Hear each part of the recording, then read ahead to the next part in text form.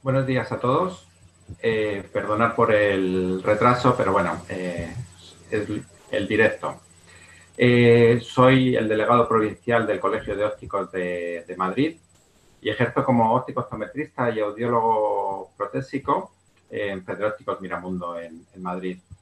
Esta mesa es muy interesante, lleva por título Mitos y realidades en torno al coronavirus. Yo creo que es un tema totalmente actual y que creo que le vamos a prestar bastante interés porque es muy interesante en los momentos que estamos pasando. La mesa está formada por don Francisco García Gómez, jefe del Servicio de Análisis Clínicos de la Clínica Centro y perteneciente al Colegio de Biólogos de la Comunidad de Madrid, por doña Ana Belén Sánchez de la Ventana, enfermera de la Unidad de Cuidados Intensivos del Hospital Clínico de Madrid y profesora asociada de Ciencias de la Salud de la Universidad Complutense de Madrid, que viene representando al Colegio de Enfermeros de Madrid, y doña Pilar Valera Gallego, profesora de la Facultad de Farmacia de la Universidad Alfonso X el Sabio y vocal de docencia e investigación del Colegio de Farmacéuticos de Madrid. Don Ricardo Díaz Martín, decano del Colegio de Ópticos de Químicos de Madrid, y don Manuel Lázaro, vocal de la Junta de Gobierno del Colegio Oficial de Veterinarios de Madrid. Y tan solo pedir a los conferenciantes que seáis lo mayor respetuosos con el tiempo por vuestros compañeros, y cedo la palabra a don Francisco García Gómez, que nos va a hablar de pruebas diagnósticas en el laboratorio.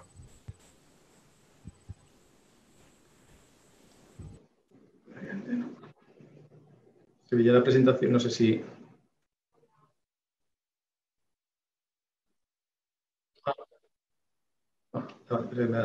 Vale. Bueno, buenos días a todos. Gracias por la invitación. Yo les voy a hablar de las pruebas diagnósticas de las que disponemos en el laboratorio para el diagnóstico de la infección por SARS-CoV-2. Pero tan importante como saber de qué pruebas disponemos va a ser el saber cuándo debemos utilizar una y otra y, sobre todo, saber para qué sirve cada una de ellas. Fundamentalmente, disponemos de tres tipos de pruebas, como son la archifamosa RT-PCR, tenemos las pruebas de detección de anticuerpos y también las pruebas de detección de antígenos. Bien, comenzaré por la RT-PCR, que no es más que la reacción en cadena de la polimerasa con transcriptasa inversa. Esta prueba lo que nos permite es detectar el RNA viral, puesto que, como todos ustedes saben, el SARS-CoV-2 pertenece a la familia de los Coronaviridae, que son virus RNA. ¿Esto qué quiere decir? Pues que este virus, dentro de su material genético, va a estar constituido por ácido ribonucleico. Aquí les quiero mostrar un poco lo que es la secuencia del genoma del SARS-CoV-2, que está constituido aproximadamente por unas 30.000 pares de bases, puesto que existen diferentes protocolos de RT-PCR para su diagnóstico. Yo voy a hacer referencia a tres de ellos porque son los que más se usan habitualmente y son los más estandarizados. En primer lugar, tendríamos el protocolo del CDC chino, el cual va a tener como genes diana u objetivo unos genes situados en la región ORF1AB y también en la región N. El protocolo de Charité Alemania, que va a utilizar como genes diana u objetivo el gen RD, RP y también el gen E de la envuelta. Y por último, el protocolo del CDC americano, que va a tener, pues digamos, tres dianas u objetivos en el gen N. Bien, tan importante como tener la técnica va a ser el saber qué tipo de muestras van a ser óptimas para el diagnóstico. En el caso de la RT-PCR, las muestras que se utilizan van a ser las muestras procedentes de las vías respiratorias superiores, bien sea un exudado nasofaringio o orofaringio. Estas se deben realizar mediante un hisopo estéril y transportarse en un medio de transporte específico para virus.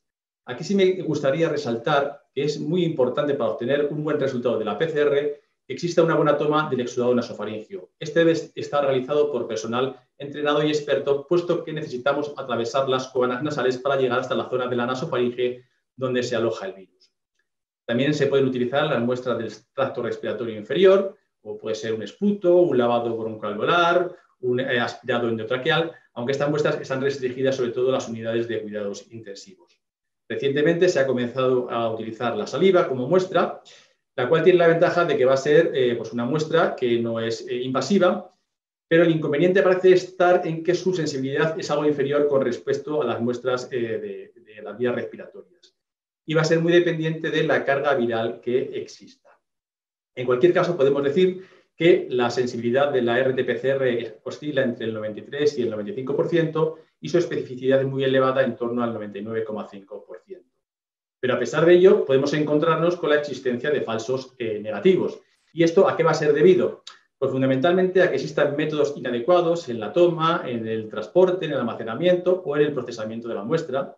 También va a poder ser debido a que existan errores en el procesamiento, sobre todo durante la extracción del RNA, a que nos encontremos con mutaciones o polimorfismos en las regiones de unión de las dianas o los cebadores, o bien porque exista algún tipo de inhibidor de la RT-PCR, como van a poder ser pues, ciertos fármacos o ciertas vacunas, aunque esto todavía está pendiente de demostrarse. También existe la posibilidad de encontrarnos con falsos positivos, pero esto es menos habitual o menos frecuente y van a ser debidos fundamentalmente a que exista una contaminación de la muestra, a que exista una contaminación del equipo de PCR o bien de la zona del lugar de trabajo, o bien a que estemos utilizando un kit de PCR con una baja especificidad frente al SARS-CoV-2 y esto nos pueda estar provocando una reactividad cruzada con otro tipo de coronavirus. Por lo tanto, ¿para qué va a estar indicado la RT-PCR? Pues fundamentalmente para el diagnóstico de pacientes sintomáticos, para el estudio de contactos estrechos con personas que han sido diagnosticadas con PCR positiva, o también para realizar estudios cribacionales de la población en busca de personas asintomáticas. En segundo lugar, tenemos las pruebas serológicas. Estas pruebas lo que nos van a permitir es detectar la presencia de anticuerpos, bien sean IgA, IgG o IgM, frente a las diferentes proteínas estructurales del virus, en concreto frente a la proteína N, de la nucleocápside, o la proteína S, que es la de la espícula. Los primeros test que aparecieron fueron los llamados test rápidos de anticuerpos, los cuales pues, están basados en una tecnología de inmunocromatografía de flujo lateral. En estos casos, lo que obteníamos era un resultado cualitativo, es decir, positivo o negativo. Posteriormente ya aparecieron los test inmunoquímicos de alto rendimiento, como son los test de ELISA y los test de electroquimiluminiscencia. En este caso, el resultado que obtenemos va a ser ya un resultado numérico, un valor. En cualquier caso, en cualquiera de los dos, es necesario una muestra de sangre o sueroplasma, bien sea mediante punción digital o mediante venopunción. La sensibilidad de estos test está en torno al 93% y su especificidad está en torno al 97%. Pero el principal inconveniente que nos plantean las pruebas serológicas para el diagnóstico va a ser que estos no aparecen desde el primer momento de la infección. Concretamente, los anticuerpos IgM, que son los primeros que aparecen, lo hacen a partir del día 7 aproximadamente, mientras que los IgG aparecen a partir del día 14. ¿Qué ocurre? Pues que existe aquí un periodo de ventana desde el día 0 hasta el 7 en el que las pruebas serológicas no nos van a servir como diagnóstico. Por lo tanto, la utilidad de estas pruebas van a ir destinadas fundamentalmente a realizar estudios de seroprevalencia en la población y solo para casos muy concretos que hemos visto podrán tener utilidad diagnóstica. ¿Cuántos minutos queda? Sí, en esta diapositiva simplemente mostrarles, bueno, pues un poco cómo se interpretan estos test serológicos, donde ya se ha visto que con IgG positiva, independientemente de cuál sea el valor de la IgM, no va a ser necesario realizar PCR y se considera una infección resuelta. Y por último, los últimos que han aparecido son las pruebas rápidas de antígenos.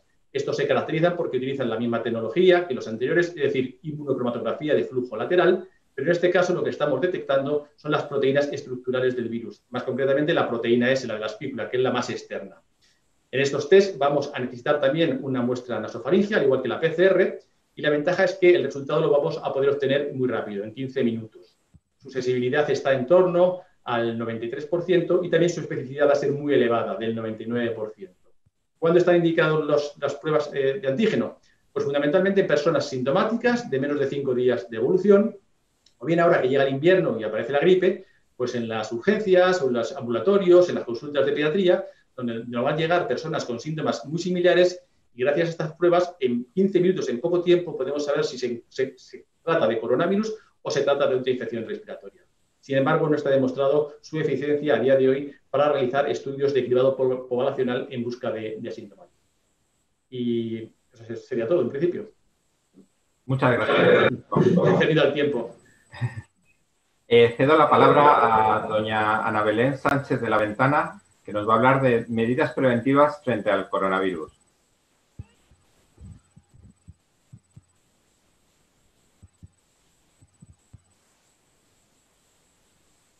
Vale, espera, que no me sale la presentación. Vale, vale, perfecto.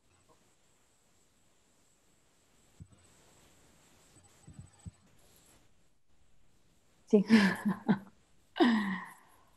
Bueno, pues nada, voy hablando. En primer lugar, quería agradecer a la organización, en especial al Colegio de Enfermería de Madrid, la invitación a estas jornadas. Y en la ponencia voy a hablar de las principales medidas preventivas frente al coronavirus en base a los mitos y realidades que existen en esta enfermedad. Espera, porque no me deja. Ahora. Vale, fenomenal, muchas gracias. Bueno, pues, ¿qué sucede con la transmisión del coronavirus? Pues este es uno de los aspectos más controvertidos en relación al SARS-CoV-2. La vía respiratoria siempre ha quedado confirmada, pero es cierto que ha habido polémica en determinar si además de... Estaba en PDF. Bueno, si además de la transmisión por la transmisión respiratoria, existía transmisión aérea. Este era un vídeo de unos científicos japoneses que demostraban cómo se comportaba el virus en lugares cerrados. Estudios similares demuestran que había partículas a los 20 minutos y se confirmaba el uso de la utilidad de la mascarilla. El estudio concluía que sabemos, algo que ya sabemos, pero que es vital, que es que la distancia social es la mejor manera de minimizar la expansión del virus. Es importante tener en cuenta la transmisión por aerosoles. Esto ya ha sido publicado en distintos artículos, por la relevancia que tiene para establecer las medidas preventivas para evitar la diseminación del coronavirus. ¿Y cuáles son estas medidas preventivas básicas? Bueno, pues tenemos la ventilación en lugares cerrados, muy importante, el uso correcto de la mascarilla, evitar las reuniones de más de 6 personas, acortando los encuentros entre personas no convivientes y manteniendo un volumen al hablar que sea moderado. En este estudio de la British Medical Journal podíamos observar cómo el riesgo de transmisión del coronavirus aumentaba al no llevar mascarilla en sitios no ventilados, con gran ocupación y donde el volumen al hablar era elevado. ¿Y qué pasa con los asintomáticos? Bueno, pues como podemos observar en este informe del Centro de Coordinación de Alertas y Emergencias Sanitarias, un porcentaje importante de asintomáticos, un porcentaje importante de personas en contacto con el virus pueden ser asintomáticos. Que el ser asintomático no quiere decir que no puedas infectar a otras personas. Según datos del Instituto de Salud Carlos III, en España, más del 50% de personas en contacto con el virus eran asintomáticos. En esta imagen podemos ver cómo un asintomático podía contagiar a otras personas. Es por ello que, aparte de las medidas preventivas básicas, como la higiene de manos, el uso de mascarilla, la distancia social, no debemos olvidar las medidas de aislamiento en caso de contacto con positivos. En cuanto a las medidas preventivas, ahora vamos a hablar un poquito de la higiene de manos. ¿Vale? Es una de las técnicas más importantes que debemos tener en cuenta. Debemos de realizar siempre higiene de manos cuando estemos en contacto con superficies potencialmente contaminadas y siempre antes de ponernos la mascarilla o después de quitárnosla. La OMS recomienda la higiene de manos, que debe de ser de 20 segundos si lo hacemos con solución hidroalcohólica o de 1 minuto si lo hacemos con agua y jabón. Es importante que incidamos sobre todas las superficies de la mano, especialmente los dorsos, las palmas, espacios interdigitales. Vale, ahí va, perdón. ¿Qué solución hidroalcohólica sería la más adecuada? Bueno, pues se recomienda que tengan un contenido de alcohol de 70 o 90% y que sean viricidas. ¿Qué pasa con el uso de guantes? Bueno, pues estos no están recomendados para el uso de la población general porque nos van a dar una falsa sensación de seguridad. Además, los guantes, después de un tiempo de uso, pasan a ser porosos y es como si no lleváramos nada. Es por ello que es importante no utilizarlos de forma habitual y si los vamos a utilizar, hacer siempre una higiene de manos antes y después de utilizarlos. ¿Y qué pasa con las mascarillas? ¿Realmente provocan hipoxia? Bueno, pues aquí podemos ver algunas declaraciones hechas por negacionistas o imágenes que han estado circulando por Internet. Bueno, pues bien, las mascarillas han demostrado ser una de las medidas más importantes para evitar el contagio por coronavirus. Su material permite respirar de forma adecuada y no hay evidencia de que provoquen hipoxia. ¿Y qué sucede con el uso generalizado de las mascarillas? Bueno, pues en esta línea, artículos publicados como este del New England, dice que el uso de mascarillas podría, además de disminuir el riesgo de contagio, atenuar la gravedad de la infección, favoreciendo un mayor número de personas asintomáticas o con infección leve. Es importante elegir una mascarilla adecuada que nos ajuste correctamente y que nos cubra nariz y boca. Siempre, cuando nos vamos a colocar la mascarilla, deberemos de hacer una higiene de manos previa, asegurarnos de que no esté dañada. La cogeremos por las gomas, no la colocaremos. En caso de las quirúrgicas, la parte azul siempre va hacia afuera.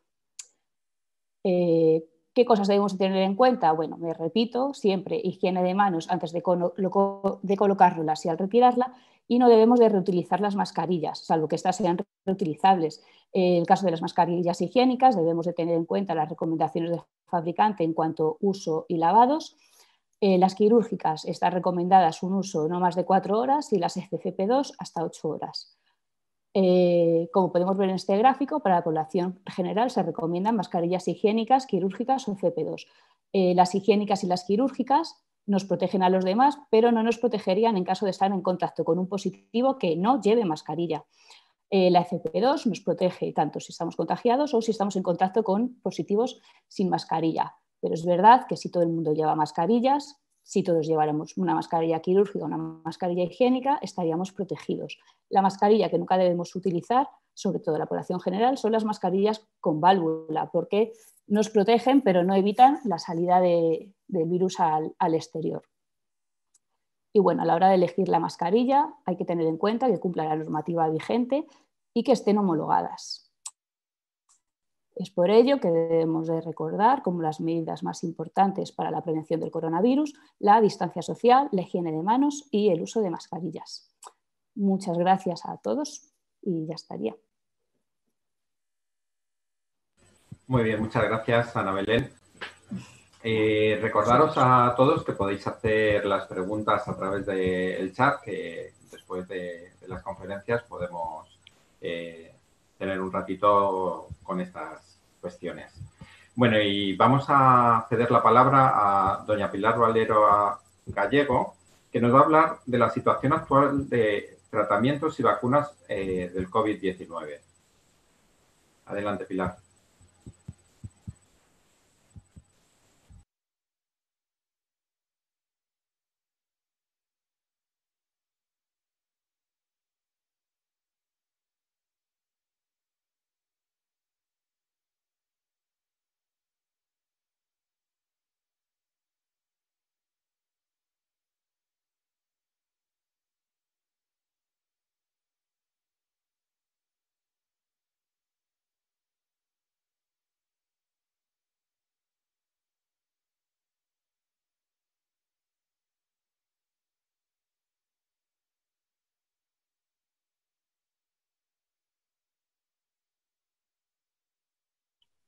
Es que me habéis tapado con la presentación el icono. Ahora ya lo veo. ¿Ya está?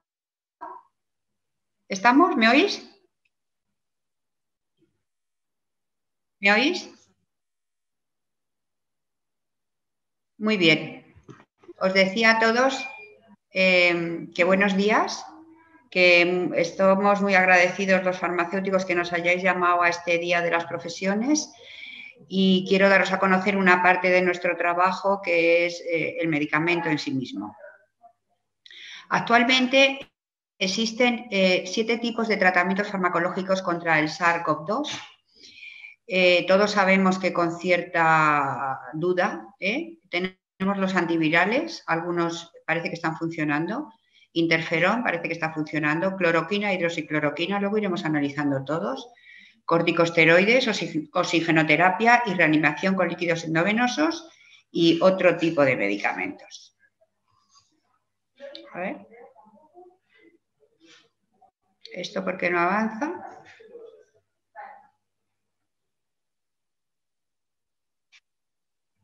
Sí. Ya está, ya está. Vale, gracias. Sí. Actualmente hay 382 ensayos clínicos que prueban tratamientos para la COVID-19 y ahí tenemos medicamentos biológicos y antirretrovirales. Los más destacados sería el tocilizumab en los biológicos y el remdesivir en los antirretrovirales y algunos interferones. También la ribavirina sola en combinación es el tratamiento más frecuentemente estudiado Y la evidencia sobre terapia antiviral con lobinapir, ritonapir, todos esos, es débil y contradictoria. La verdad es que la efectividad no es clara y parece que hay una pequeña reducción de mortalidad, pero no mucho.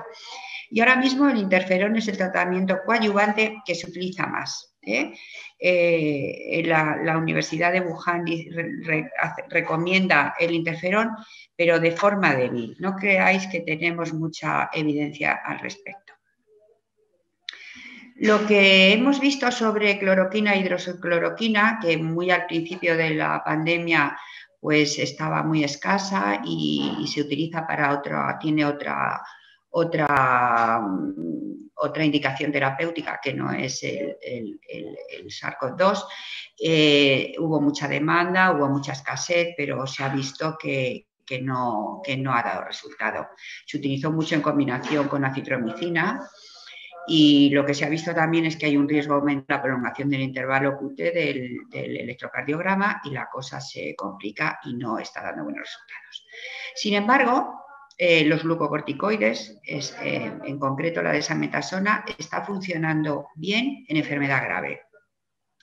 Dice que hay 2 estudios observacionales que su uso a dosis bajas o moderadas reducen la posibilidad de progresión de la enfermedad. Los bolos de glucocorticoides han demostrado mejorar la oxigenación y la verdad es que han salvado bastantes vidas en esta desgraciada pandemia.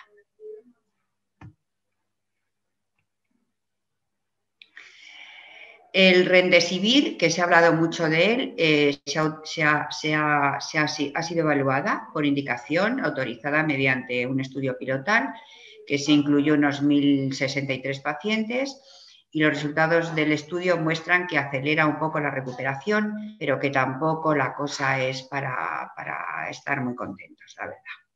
Y existen otros ensayos clínicos en marcha donde se está evaluando eficacia, pero todavía no tenemos una evidencia clara con el sarilumab, el tocilizumab, todos estos biológicos.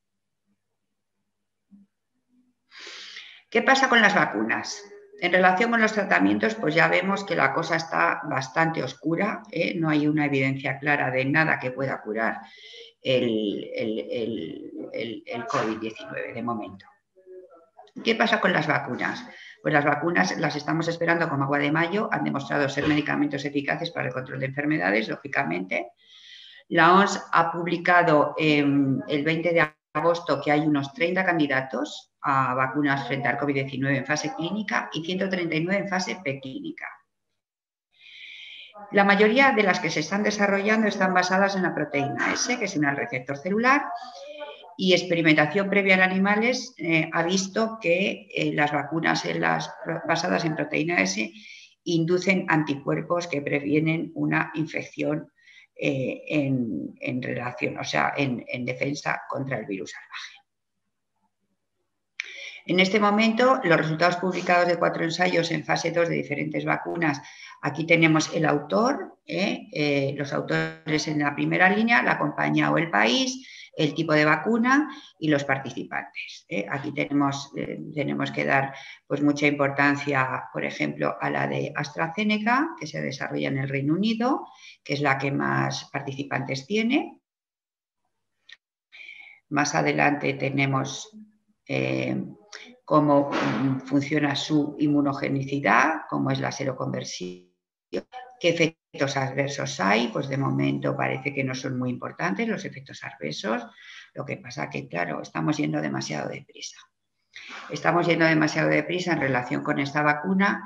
Lo que tenemos que hacer pues, es ver los tiempos, cómo los manejamos, ver los adversos y las dificultades que nos estamos encontrando son el tiempo, el corto periodo de tiempo, la incertidumbre sobre la duración de la inmunidad generada por la infección, que todavía no la conocemos, las dudas sobre la importancia de cada uno de los componentes de la respuesta inmune, el dilema sobre la manera más conveniente de medir su efectividad y hay poca experiencia previa acumulada en determinados tipos de vacunas como las RNA mensajeros. Y luego la aparición de efectos adversos. Es que las agencias reguladoras de medicamentos solo van a permitir la puesta en el mercado de un medicamento, de una vacuna, que muestre un adecuado perfil de seguridad y en todos completa seguridad. Y nada más, esas son todas las novedades, que no parecen ser muchas, desgraciadamente. Muchas gracias. Muchas gracias, Pilar. Vamos a dar paso a don Ricardo Díaz Martín, que nos va a hablar del COVID-19 como reto para la higiene industrial y la prevención de riesgos laborales. Adelante, Ricardo. Muchísimas gracias por esta invitación a participar en esta mesa redonda del cuarto día de las profesiones de la Unión Interprofesional. Tengo que decir, en primer lugar, que creo que tenemos un nivel impresionante en esta mesa. Lo digo de verdad, lo digo de verdad porque he aprendido mucho. La intervención por parte del Colegio Oficial de Biólogos de Francisco García ha sido muy pedagógica para entender perfectamente cómo son todas estas pruebas que se llevan a cabo, que hay mucha incertidumbre, que hay que hacer muchísima pedagogía. Por otra parte, la intervención por parte del Colegio de Enfermería de Ana Sánchez me ha parecido francamente buena, y sobre todo quiero decir una cuestión a todo esto, sobre todo sobre las mascarillas. Efectivamente, el tema de las mascarillas es algo fundamental, absolutamente fundamental, pero hay que ir un poco más allá, porque tenemos certificaciones ahora para mascarillas, efectivamente, pero no estamos diciendo qué mascarillas son apropiadas para cada una de las aplicaciones. Y también hay otra cuestión, es que no hacemos mucha diferencia entre lo que es una mascarilla y entre lo que es un EPI, un equipo de protección individual. Las mascarillas básicamente son un concepto en esta pandemia de solidaridad, de generosidad.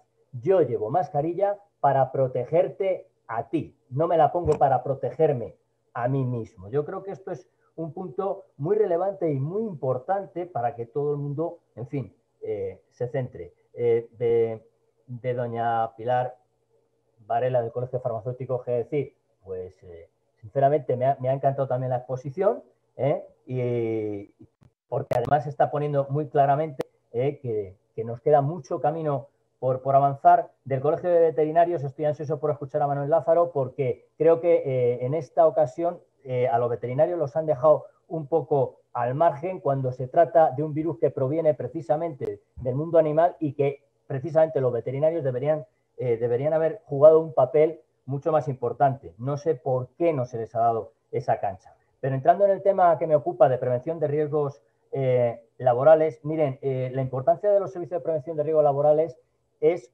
fundamental. ¿Y por qué digo que es fundamental? Pues digo que es fundamental porque el grupo de control de las personas, ese grupo de control que tenemos que haber de rastreo inicial, deberían haber sido los trabajadores que van, no que tienen trabajo telepresencial, sino que van presencialmente a la empresa. Esa hubiera sido una medida fantástica. ¿Para qué?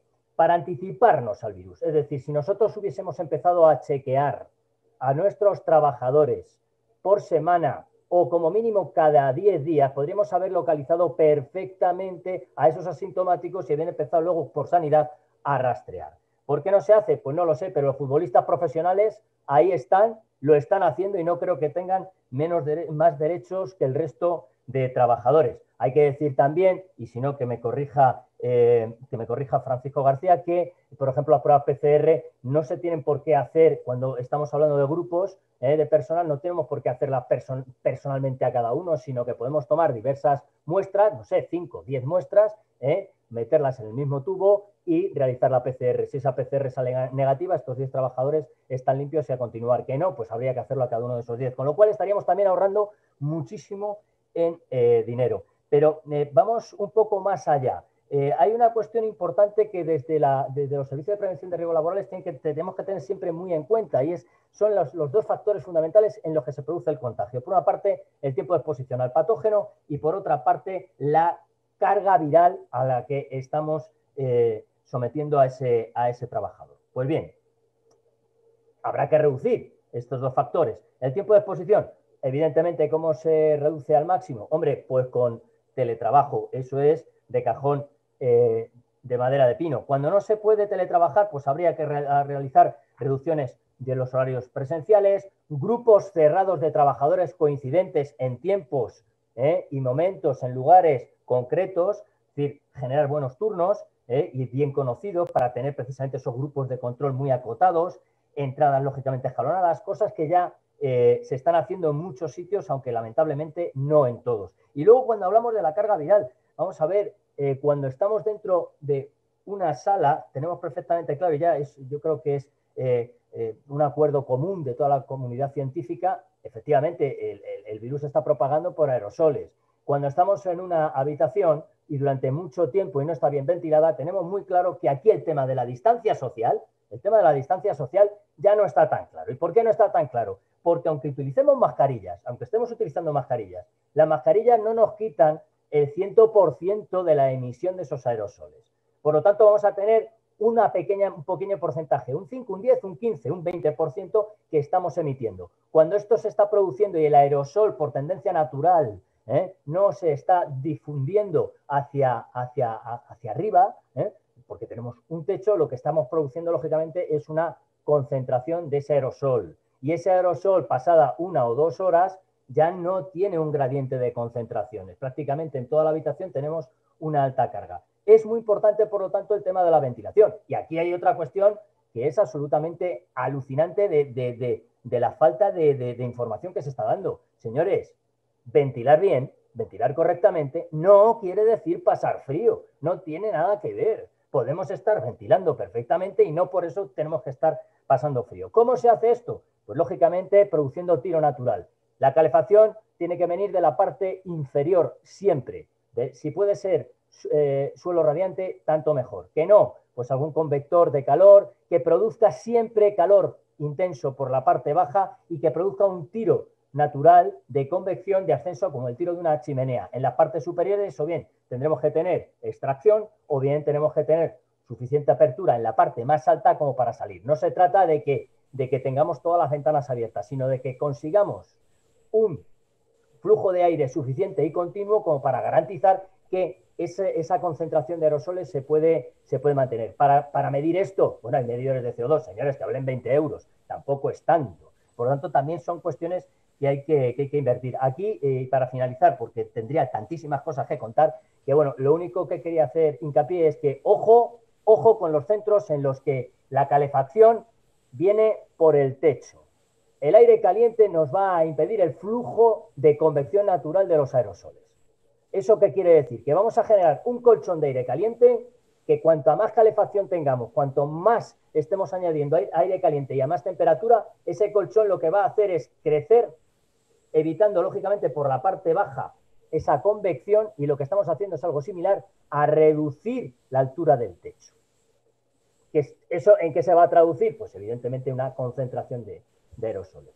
Por lo tanto, son cierto tipo de medidas que tenemos que tener muy claras. Y por mi parte, no sé si me he pasado, seguramente que me habré pasado, voy hablando muy deprisa. Estaba a punto de avisarte.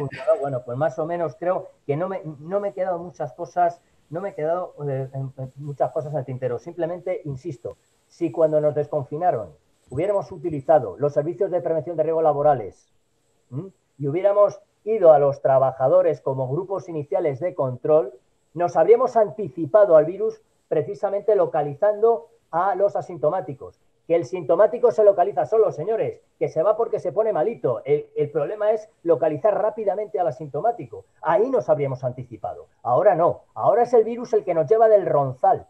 Nosotros vamos detrás del virus, pero el virus es mucho más rápido. Para habernos anticipado teníamos que haber empleado los sistemas, todos los equipos que tenemos en prevención de riesgos laborales y todos los departamentos, tanto propios como ajenos de las empresas. Nada más, gracias. Muchas gracias, Ricardo. Bueno, pues vamos a ceder la palabra al último conferenciante, que es don Manuel Lázaro, y nos va a hablar de coronavirus y veterinarios, el esencial papel de la profesión en la prevención de la zoonosis. Adelante, Manuel. Gracias. Hola, buenos días a todos. Empezaré agradeciendo a la Unión Interprofesional la invitación, además porque creo que es un tema enfocado de forma multidisciplinar que yo creo que es muy importante. Va a haber un antes y un después de esta pandemia, el que se hablen de temas como arquitectura, de temas sociales, temas económicos, además de los evidentemente sanitarios, pues creo que es muy importante. Ya Ricardo ha dado el quid a cuestión de lo que voy a hablar. O sea, realmente creo que el tema de veterinarios y coronavirus vamos a centrarlo mucho en las zoonosis, que para aquellos escuchantes que no conozcan el mundo sanitario, zoonosis les recuerdo que son aquellas enfermedades de los animales que son transmisibles al ser humano. A ver si consigo que pase esto. Correcto. Correcto, gracias. Tanto la Organización Mundial de la Salud como la Organización Internacional de Salud Animal han hablado de lo que es la One Health, la única salud. Una salud que descansaría en 3 columnas, que serían, por un lado, la salud de las personas, pero relacionada con la salud de los animales y con el entorno. Si no lo entendemos de esta manera, es difícil muchas veces atajar problemas como el que nos ocupa. Como curiosidad diré que la OIE fue fundada en 1924, 24 años hasta el 48 en que se fundó con posterioridad la Organización Mundial de la Salud. O sea, que quiere decir que el tema de las epidemias, aunque fueran en animales, ya era un tema conocido por los veterinarios. Recordad simplemente que el 60% de las enfermedades humanas infecciosas son zoonosis, o sea, que provienen de los animales, y que al menos se habla de que un 75% de las nuevas enfermedades infecciosas, tales como el ébola, el VIH o la influenza, la gripe, son también de origen animal. O sea que el problema creo que es claro. Los veterinarios, como es lógico, pues nos ocupamos y estamos pendientes de ese tema por la repercusión que tenemos en salud pública. Nos preocupa, aparte de la salud de los animales, la repercusión en salud humana, por supuesto. Y ya en los últimos años hay aquí un artículo en el que se ha publicado recientemente la emergencia de nuevas enfermedades con características zoonóticas y los problemas que pueden tener. Pero tenemos que hablar aquí de COVID-19, de los coronavirus. Decir que los coronavirus son un grupo de virus que afectan en general a los animales. Hay varios centenares de coronavirus que afectan a los animales y solamente son del orden de 4, 5, 6 aquellos que han tenido repercusión en el ser humano. Aparte de los coronavirus del resfriado común o ese tipo de otros procesos más benignos en las personas, recordar que a partir de los murciélagos, ya en el 2012 y pasando por el hospedador intermediario, casi siempre tiene que haber en la transmisión de los coronavirus el salto de una especie a otra, que esas mutaciones que hacen estos virus permite que sean infecciosos para el ser humano.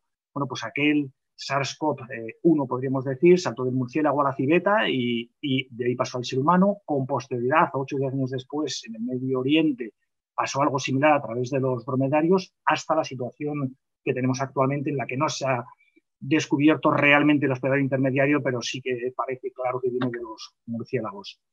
Y esto a principios de la nueva pandemia, esto hablábamos un poco para tranquilizar, se hablaban de los animales de compañía, ellos padecen, conocemos muy bien alfa coronavirus, todos los 3 que hemos hablado de las personas son beta coronavirus, y aquí, por ejemplo, en el COVID-19 poníamos que no era transmisible a los animales, ahora ya sabemos que sí que de una forma excepcional y muy baja, en especial a hurones, bisones, algunos gatos, algún perro, sí que ha habido cierto contacto. Como es lógico, la OIE ha estado siempre pendiente del tema, de la relación que podía haber de esta enfermedad con los animales, y se habla claramente de que el origen es animal, de que la transmisión es, sin lugar a dudas, de humano a humano, pero que ya en aquella fecha que estamos viendo aquí de julio del 2020, ya se hablaba que había que seguir haciendo un seguimiento de las infecciones en los animales para ver si hubiera en algún momento alguna importancia epidemiológica. Muchos artículos recientes, pues aquí Nacho Blas, un epidemiólogo veterinario, habla de que los veterinarios llevamos 90 años trabajando con coronavirus. Él opina que las vacunas no iban bien, pero yo estoy convencido de que con la investigación y lo que se ha invertido en humana, como decía Pilar, seguro que alguna de estas vacunas va a funcionar y lo hará bien. Aquí vimos otro artículo reciente en el cual también se hablaba de la respuesta humoral, o sea, de los anticuerpos en los animales. Se va investigando para ver qué papel juega, pero yo me quedaría un poco con la frase esta del Michael Lapen, del presidente de la WASABA, en la cual lo que claramente indican es que no hay evidencia de transmisión de animales a humanos. En los pocos casos que hay es al revés, son los humanos los que transmitimos este virus a los animales. Y dentro del tema de zoonosis, simplemente una pincelada, comentar el que, por ejemplo, la enfermedad del virus del Nilo, si no fuera por la pandemia que nos está ocupando, sería portada de muchas publicaciones y demás, que es lo que sucede, que el COVID lo ocupa todo. Pero como curiosidad, decir que en el 19, antes de todo esto, ya teníamos un seguimiento de los casos que aparecían en équidos, que son estos que están en azul, los casos que había del virus del Nilo, que puede ser, que es también mortal en las personas. Y si esto lo trasladamos al brote que ha surgido recientemente en el sur de España, pues vemos cómo los casos en équidos se correlacionan perfectamente con los humanos, y teniendo en cuenta que las aves en sus migraciones participan de forma importante en la reunión de esa enfermedad. Otro ejemplo que yo creo que lo tenemos olvidado y a mí me aterra que se olvide es el de la rabia. La rabia es una zoonosis, es una enfermedad que la contagian fundamentalmente la mortalidad de los perros, y que es importante decir que cuando una persona la desarrolla, los signos es mortal y además, según describe, una muerte horrorosa, y que además no es algo erradicado. Todos los años mueren 60.000 personas de rabia. 60.000 personas. Es cierto que en el tercer mundo, en sitios desfavorecidos, pero 60.000 personas, que es una barbaridad. Además, España es un paso de posible transmisión de rabia desde el norte de África hasta Europa. Y por finalizar, yendo muy rápido, hablar también de la influenza, de la gripe. Vemos aquí los distintos subtipos que hay de la gripe. Este es el H1N1, el H3N2 es la gripe estacional, que afecta y que resta cuando tenemos que vacunarnos. Bueno, pues debemos saber que la compartimos con los cerdos. Hay gripe también con las aves, hay otros subtipos, como el famoso de la gripe aviar y demás, que en cualquier momento puede haber modificaciones.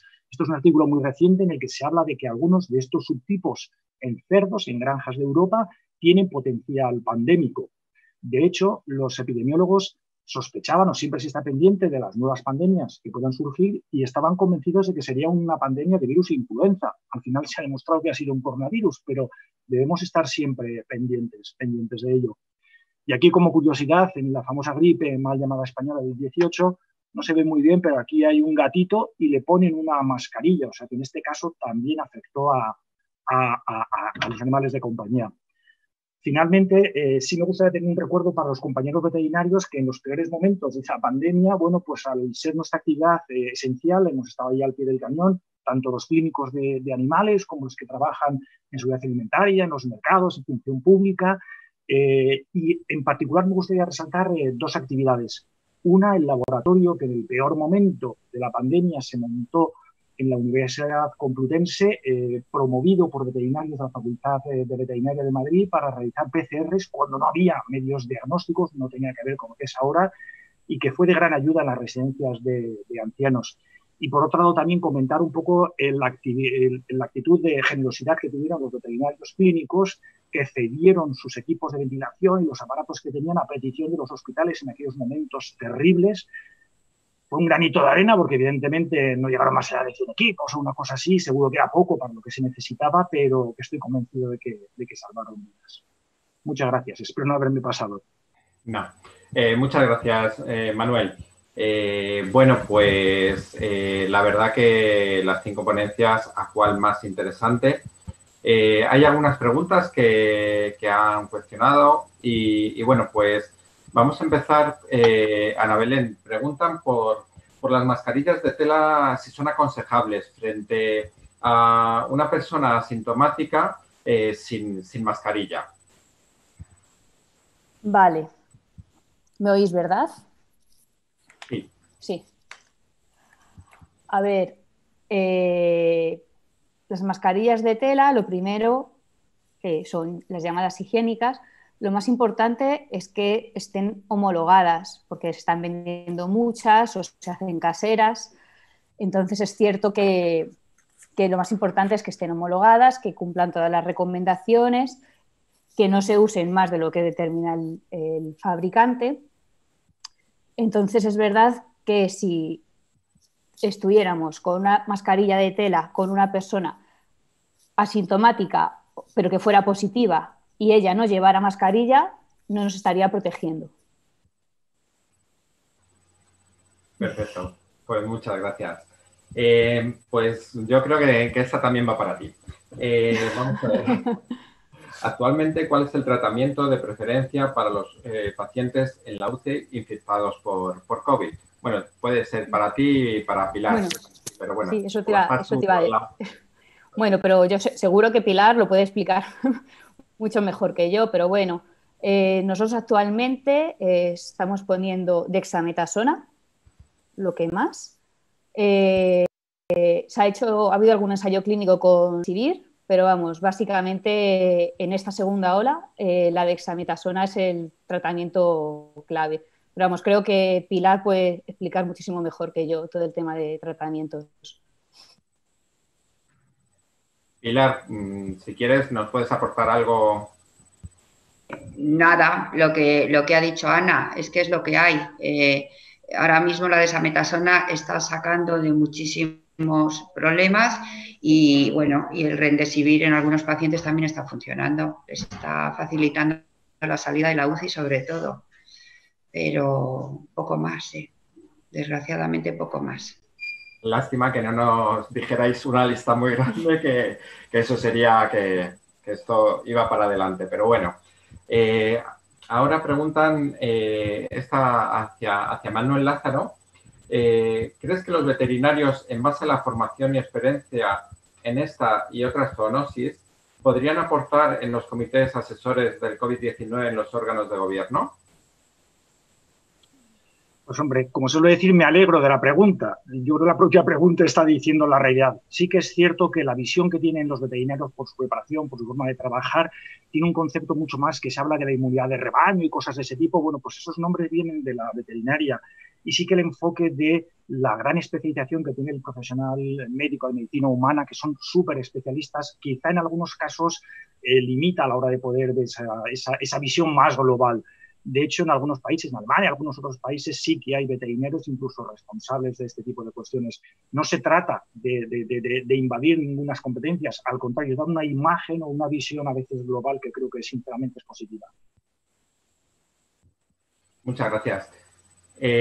Bueno, yo creo que la verdad que sobre todo todas estas profesiones sanitarias hemos estado al pie del cañón desde el minuto cero y hemos aportado lo que hemos podido. Lástima que no es lo suficiente porque esto sigue de una forma preocupante. Yo me gustaría preguntar por terminar. Hablamos del COVID, la COVID, es el COVID, la COVID, no sé, quien queráis. Bueno, ya que tengo el micrófono abierto, yo creo que es la COVID, puesto que es una enfermedad. Es coronavirus disease, enfermedad, en teoría sería la COVID, pero bueno, no creo que aporte gran cosa.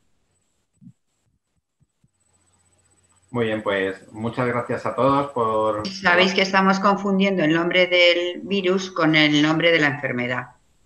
Claro. Es fácil decir COVID-19 que SARS-CoV, etcétera.